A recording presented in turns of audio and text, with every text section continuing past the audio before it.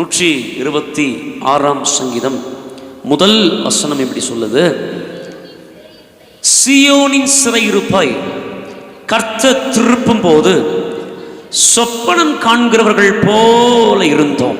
கை உயர்த்தி ஒரு ஆமென் சொல்லுங்க. எத்தனை பேர் சொப்பனம் பார்க்குறீங்க? எத்தனை பேர் சொப்பனம் பார்ப்பீங்க? சபையிலையா வீட்லையா? சிலருக்கு சொப்பனம் தரிசனம்லாம் எங்கே வருது? மெசேஜ் நேரத்தில் என்ன சொப்பனம் வருது? சொப்பனம் காண்கிறது போல் அப்படின்னா இது எப்படி நடந்ததுன்னு சொல்லி தெரியல. திடீர்னு நடந்துட்டு அப்படி வந்துட்டு போயிடுச்சு.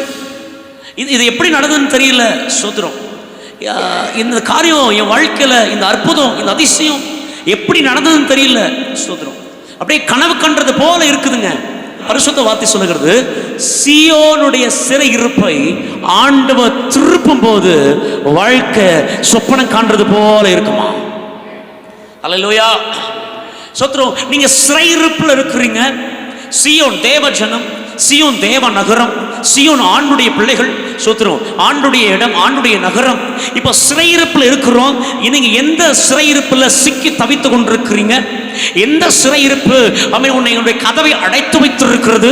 எந்த சிறையிருப்பின் வாசல்கள் உனக்கு அடைக்கப்பட்டிருக்கிறது? ஆண்டுடைய பரிசுத்த நாமத்துக்கு மகிமை உண்டாகட்டும். இந்த சிறை இப்படியே இருக்காது. இந்த அடைக்கப்பட்ட சிறை இப்படியே இருக்காது. அடைக்கப்பட்ட கதவு இப்படியே இருக்காது. என் ஆண்டவர் சீக்கிரமா இந்த சிறையிருப்பை திருப்பி விடுவார். சத்தமா ஒரு அல்லேலூயா.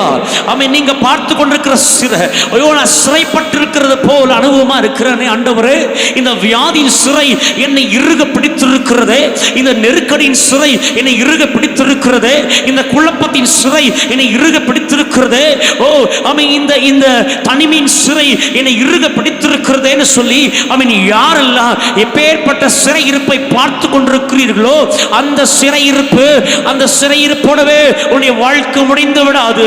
சீக்கிரமாய் என் ஆண்டவர் அந்த சிறையிருப்பை திருப்ப போகிறார்.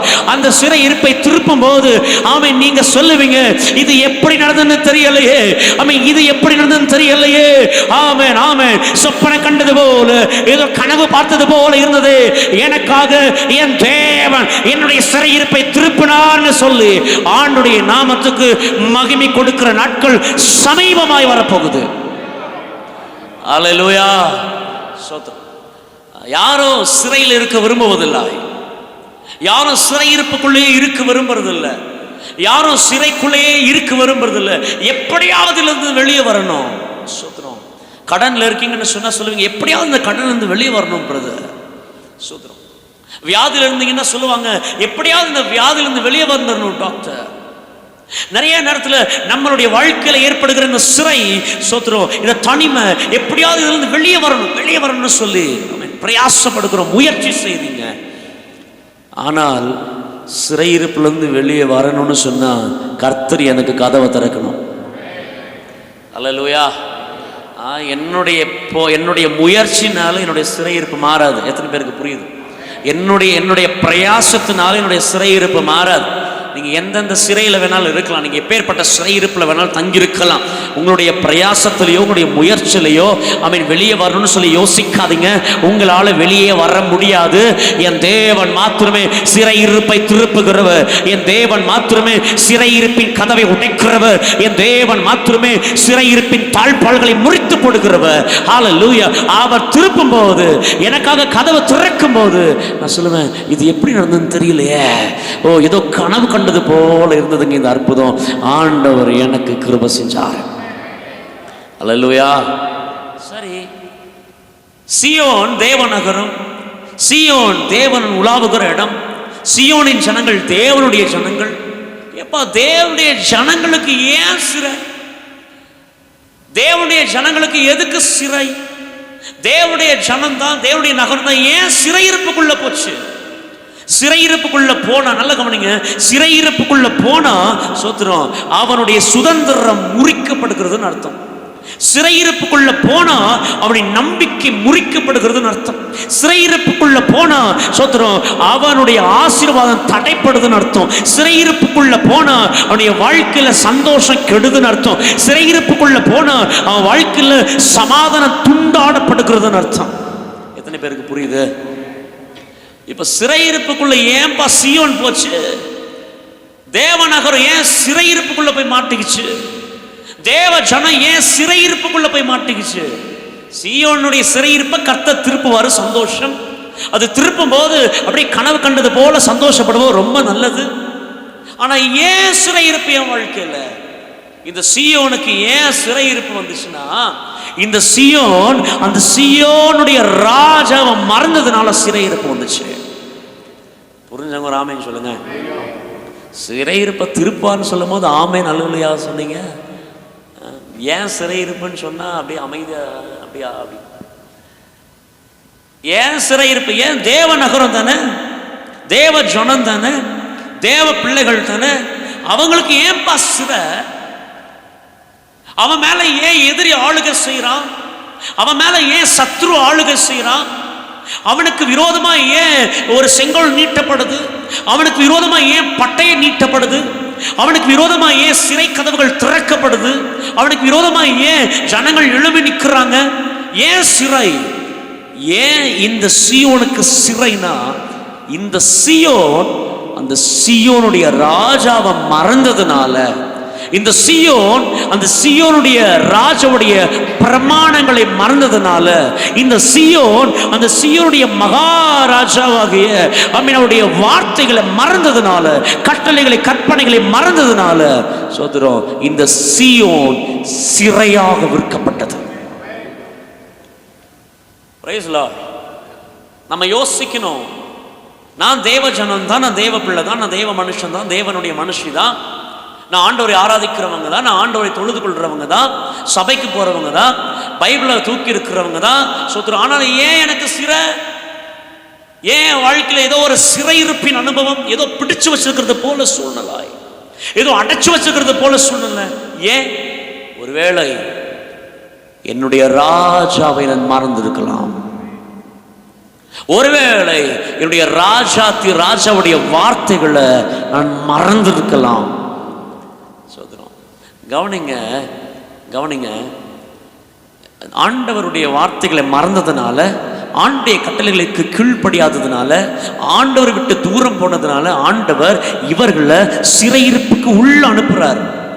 சிறையிருப்புக்குள்ள இருந்து ஜனம் படுகிற வேதனையை பார்த்து, அந்த ஜனம் படுகிற கண்ணீரை பார்த்து, அந்த ஜனத்துடைய உபத்திரவை பார்த்து இந்த ராஜாவுக்கு சொத்திரம் பொறுக்க முடியாம அவரே உள்ளத்தள்ளி கதவடைச்சாரு.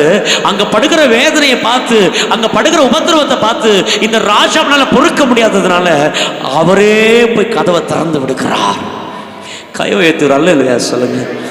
அப்பா எவ்வளோ நல்லவருங்க, நம்ம ஆண்டவர் எவ்வளோ நல்லவர்ல. எதுக்கு அப்ப சிறையிருப்புக்கு உள்ள விட்டாரு? ஏன் சிறையிருப்புக்கு உள்ள அனுமதிச்சாரு? நீ போய் கஷ்டப்பட்டுட்டு வாழ்றதுக்காகவா? இல்ல, அந்த சிறையிருப்புல இருந்தாவது உன் ராஜாவை நோக்கி பார்ப்பா. அந்த சிறையிருப்புல இருந்தாவது உன் கர்த்தரை நோக்கி பார்ப்பா. அந்த சிறையிருப்புல இருந்தாவது உன்னுடைய மனவாளனை நோக்கி பார்ப்பா. இந்த நெருக்கத்தில் இருந்தாவது உன்னுடைய ஆண்டவரை நோக்கி பார்ப்பா. ஓ, இந்த வேதனையில் இருந்தாவது, இந்த வியாதியில் இருந்தாவது, இந்த தனிமையில் இருந்தாவது, இந்த போராட்டத்தில் இருந்தாவது, சோத்ரு உன்னை அழைத்திருக்கிற, உன்னை அபிஷேகத்திருக்கிற, ரத்தம் சிந்தி உன்னை மீட்டெடுத்திருக்கிற உன் ராஜாவை கொஞ்சம் நோக்கி பார்ப்பான்னு சொல்லுகிற ஆமே, அந்த எதிர்பார்ப்போடு ஆண்டவர் உனக்கு இப்பேற்பட்ட காரியங்களை அனுமதிக்கிறார். புரிஞ்சுங்க ஒரு ஆமேன்னு சொல்லுங்களேன். ஆனா நம்ம சொல்லுவோம், ஏன் ஆண்டவர் என்ன மட்டும் சோதிக்கிறீங்க? எதுக்கு ஆண்டவர் எங்களுக்கு மட்டும் இவ்வளவு சோதனை? எங்களுக்கு மட்டும் ஏன் ஆண்டவர் இவ்வளவு வேதனை? எங்களுக்கு மட்டும் ஏன் ஆண்டவர் இவ்வளவு கஷ்டம்? எங்களுக்கு மட்டும் ஏன் ஆண்டவர் இவ்வளவு ஒரு பெரிய சிறை? நிறைய நேரத்தில் ஆண்டவர்கிட்ட இப்படி கேள்வி கேட்கிறோம். ஆண்டவர் எனக்கு உங்களுக்கு பதிலா சொல்றாரு, சீயோனுடைய மகாராஜாவை சீயோன் மறந்துருச்சு, அதனால சீயோன் சிறையிருப்புக்குள்ள போச்சு. ஆண்டவரை மறந்திருக்கிறேன்னா, வேத வார்த்தை சொல்லுகிறது, கர்த்தர் நம்மை நினைத்திருக்கிறார். ஓகே, அவர் என்ன நினைச்சுதான் இருக்கிறார். நானு தேவனை தேட முடியுதா? தேவ சமூகத்தில் அமர முடியுதா? தேவனை ஆராதிக்க முடியுதா? ஸ்தோத்திரம். தேவனுடைய சமூகத்தில் காத்திருக்க முடியுதா? தேவனுடைய பாதத்தை பிடிக்க முடியுதா? நான் மறந்துடுறேனே, நான் மறந்துடுறேனே. நான் மகாராஜாவை மறந்துடுறேன், சிறை வந்த உடனே ஏன் எனக்கு சிறைன்னு சொல்லி கேள்வி கேட்கிறேன். நான் என்னுடைய தகப்பனை மறந்துடுறேன், இப்ப சிறையிருப்பு வந்தோன்னு ஏன் நீங்க என்னை விட்டுட்டீங்க, ஏன் ஆண்டவர் என்னை கைவிட்டீங்க, ஏன் ஆண்டவர் எனக்கு இந்த போராட்டம், ஏன் ஆண்டவர் எனக்கு இந்த வியாதி சொல்லி கேள்வி கேட்டுட்டு இருக்கிறேன். ஏதோ ஒரு இடத்துல நான் ராஜாவை மறந்து இருக்கிறேன், அதனால சிறையிருப்பு வருது. சிறையிருப்பு என்னை ஒட்டச்சு போடுறதுக்காக இல்லை. நல்லா புரிஞ்சுக்குங்க, நீங்க பார்க்கிற சிறை, நீங்க அனுபவித்துக் கொண்டிருக்கிற இந்த சிறையிருப்பு ஆண்டவர் உங்களை ஒட்டச்சு போடுறதுக்காக, உங்களை நிர்மூலமாக்குறதுக்காக இல்லை. சோதரம், அந்த சிறையிருப்பின் மத்தியில் இருந்தும் நீ அப்பாவை திரும்பி பார் என்பதற்காக. ஹல்லேலூயா. நீங்க சிறையிருப்பில் இருக்கீங்கன்னா கண்டிப்பா ஆண்டவர் திருப்பிடுவார். சத்தமா ராமேன் சொல்லுங்க. நீங்க சிறையிருப்பில் மாட்டிருக்கிறீங்களா, ஆண்டவர் நிச்சயமா திருப்புவார். அது எப்படி திருப்பார்னா அதிசயமா திருப்பார், அற்புதமா. இது எப்படி நடந்ததுன்னு சொல்லுகிற அளவுக்கு திருப்புவார். இங்க வார்த்தை சொல்லுகிறது 2ஆம் வசனத்துல, கர்த்தர் இவர்களுக்கு பெரிய காரியங்களை செய்தார் என்று புறஜாதிகளுக்குள்ள சொல்லுவாங்களாம். நீங்க சிறையிருப்புல இருந்து வெளியே வர்றத, அற்புதமா அதிசயமா நீங்க இந்த அனுபவத்துக்குள்ள வரத, ஆண்டவர் அற்புதமா அதிசயமா உங்களுக்காய் கதவுகளை திறக்கிறத நீங்க மட்டும் பார்க்கறது இல்லையா, புறஜாதிகள் பார்த்து அவங்க சொல்லுவாங்களாம், இவங்க நம்பின, இவங்க ஆராதித்த, இவங்க தொழுது கொண்ட, இவங்க விசுவாசித்த கர்த்தர் இவர்களுக்கு பெரிய காரியங்களை செய்தார்னு. அல்லேலூயா. ஆண்டவர் நம்மை அப்படி அடையாளமாய் நிறுத்த விரும்புகிறார். ஆண்டவர் உங்களை என்னை அப்படி அடையாளமாக நிறுத்த விரும்புகிறார். சொத்தனம் சொல்லணும் ஜனங்க, இவங்க ஞாயிற்றுக்கிழமை ஆண்டவரை தேடி போறாங்க பாரு, அந்த ஆண்டவர் இவங்களுக்கு பெரிய காரியங்களை செய்திருக்கிறார். பக்கத்து வீட்டில் சொல்லணும். அல்லேலூயா. வேலை செய்யற இடத்துல சொல்லணும். நம்ம உறவுகள் சொல்லணும், ஏசு ஏசுன்னு தேடி போனே, என்ன பெருசா வந்துட்ட, என்ன பெருசா வாழ்ந்துட்ட அப்படின்னு ஒருத்தரும் சொல்லிடக்கூடாது. இவன் ஏசு ஏசுன்னு தேடி போனா, இன்னைக்கு இவன் நம்மனை, இவனுடைய இயேசு இவனை உயர்த்தி வைத்திருக்கிறார், அவன் இவனை பாதுகாத்திருக்கிறார், இவனோட கூட இருக்கிறான்னு சொல்லி, அவன் இவர்களை மேன்மைப்படுத்தி வைத்திருக்கிறான்னு சொல்லி, அவன் நம்மை பார்த்து நகைத்தவர்கள், நமக்கு விரோதமாக எழுப்பினவர்கள், அவர்கள் சொல்லணும், இவர்கள் நம்மனை, இவர்கள் ஆண்டவர் இவர்களுக்கு பெரிய காரியங்களை செய்திருக்கிறார். அதுக்கு சீயோன் ஒரு காரியத்தை செய்யணும், தேவ ஜனமாகிய நாம ஒரு காரியத்தை செய்யணும், தேவ பிள்ளைகளாகிய நாம ஒரு காரியத்தை செய்யணும். அப்பா, ஒரு நாள் மறந்துடக்கூடாது, கற்பனைகளை மறந்துடக்கூடாது, நான் சிறை இருப்புக்குள்ள போயிடவே கூடாது. எத்தனை பேர் விரும்புறீங்க, எனக்கு சிறை இருப்பு வேண்டாண்டவர்? சிறை இருப்பின் அனுபவம் ரொம்ப கொடூரமானதுங்க. சிறை இருப்பின் அனுபவம் ரொம்ப கொடூரமானதுங்க, ரொம்ப வலி நிறைந்ததுங்க. அந்த வலியின் அனுபவம், அந்த வேதனை அனுபவம் எனக்கு வேண்டான்னு சொன்னா, நான் கர்த்தருடைய பாதத்துல என்னை விட்டு எடுபடாத நல்ல பங்குன்னு சொல்லி அவருடைய பாதத்தை பிடித்துக்கொள்ள தேவன் நமக்கு உதவி செய்வாராக.